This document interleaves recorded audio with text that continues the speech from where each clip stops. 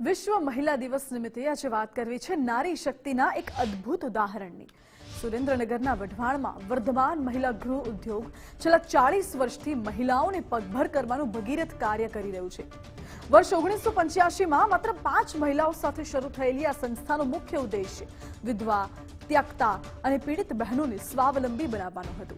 આજે 40 વર્ષ બાદ આ સંસ્થા એક વટવૃક્ષ બની ગઈ છે, જેણે અંદાજે 30,000થી વધુ મહિલાઓને આત્મનિર્ભરતાના પાઠ ભણાવ્યા છે।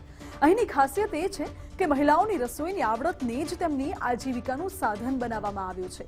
ફૂડ પ્રોસેસિંગ યુનિટમાં બહેનો દ્વારા બનાવાયેલા ખાખરા, રાયતા, મરચા, સૂકો નાસ્તો આજે અનેક ઘરો સુધી પહોંચી રહ્યો છે। આટલું જ નહીં, સંસ્થા દ્વારા સરકારી કચેરીઓમાં કેન્ટીન પણ ચલાવવામાં આવે છે, જ્યાં બહેનો દરરોજના 300થી 500 રૂપિયા કમાઈને પોતાના પરિવારને આર્થિક રીતે મદદરૂપ થાય છે।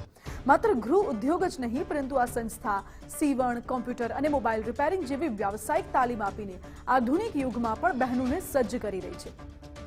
હાલમાં પણ 200થી વધુ બહેનો અહીં કામ કરી સ્વમાનભેર જીવન જીવી રહી છે। સાચા અર્થમાં નારી શક્તિ અને આત્મનિર્ભરતાનું ઉત્તમ ઉદાહરણ પૂરું પાડતી આ સંસ્થાને વિશ્વ મહિલા દિવસ પર કોટી કોટી વંદન। કે બહેનોને આત્મનિર્ભર બનાવી, બહેનો સમાનથી સમાજની અંદર આત્મવિશ્વાસ સાથે પોતાનું જીવન સારી રીતે ઉન્નત બનાવી શકે અને એને મળેલી જે આત્મવિશ્વાસ છે એનાથી એ પોતાના કુટુંબને અને એના બાળકોને પણ સારી રીતે એ જીવન બનાવવા એની પ્રયત્ન રહે। આવી ઉમદા ભાવનાથી આ સંસ્થા અને એના કામ કરે છે, એના સંચાલકો માનદ સેવા આપે છે।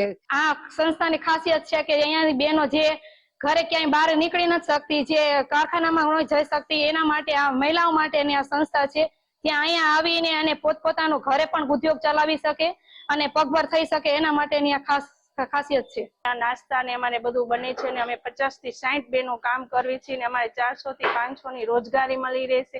આ રીતે અમારે ઘરમાં મદદરૂપ થઈ એકવી છે, અમારે કોઈ પણ હાથ નથી લાંબો કરવો પડે।